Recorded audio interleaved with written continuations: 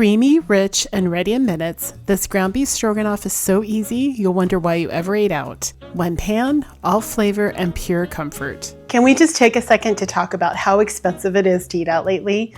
Prices are up, quality is down, and honestly, it just doesn't feel like the same treat it used to be. That is where making tried and true classics at home can make all the difference. You get all the comfort and satisfying flavors without the hefty price tag, followed by the disappointment. And the best part is it can be so much easier than it seems. The prep for this recipe is very simple. With pre-sliced mushrooms, it's just dicing your onions, prepping the garlic, and measuring a few pantry staples. So don't get me wrong, I really do enjoy going out to eat. It's just ever since the pandemic, our favorite restaurants, the quality has gone down so much and it's just becoming more and more expensive. But I do know this recipe, especially if you have the ingredients pretty much prepped, is very fast and it's perfect for families. You can modify it too with flavors, which I will include in the recipe post, so that you can tailor it to your taste preferences. And I love mushrooms, so I tend to put more than what the recipe calls for. Also, I love garlic, so there will usually be more of the garlic than what the recipe calls for. The beauty of cooking a recipe is that you can tailor it to what you enjoy most, whereas baking is it's a little more precise. You have to do what the recipe calls for. Buying whole mushrooms at Costco is one way I like to help keep costs affordable, but pre-sliced is great when you're short on time. Once everything is prepped, sauté the mushrooms over medium-high heat with a pinch of salt. You'll see that I didn't wait for all the liquid to evaporate while sautéing the mushrooms.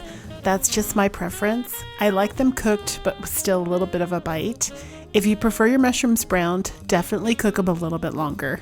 Once the mushrooms are cooked, remove and set aside. Over the same heat, sauté the onion, thyme, salt, and pepper until the onion is softened, which will take about 5 minutes. Now you'll add your ground beef and garlic. Break apart the ground beef to your desired size and continue cooking until there is no pink. I know a lot of people like their ground beef broken up really fine, but I leave some bigger chunks because I think it's more fun to eat it that way. Once your ground beef is cooked, that's when you'll add in the ingredients that will really amp up the flavor. Each one will add a different element that will really round out the meal's flavor, from adding a smokiness to a savoriness and a bit of tang. At this point, you'll stir in the flour and cook it for about 1 to 2 minutes. The flour will help in thickening the sauce so that you get that nice velvety texture. Add in the beef broth, bring it to a boil, and then add in the egg noodles. By cooking the noodles directly in the sauce, you'll achieve an incredible texture and the noodles will become very flavorful. As a tip, I recommend covering the pot with the lid slightly ajar. Covering it will help prevent the liquid from evaporating too quickly before the pasta is cooked, and the air vent prevents it from overflowing. Once the pasta is tender, turn off the heat and stir in the reserved mushrooms and sour cream. Adjust with salt and pepper. Serve immediately, garnished with freshly cut chives or Italian parsley.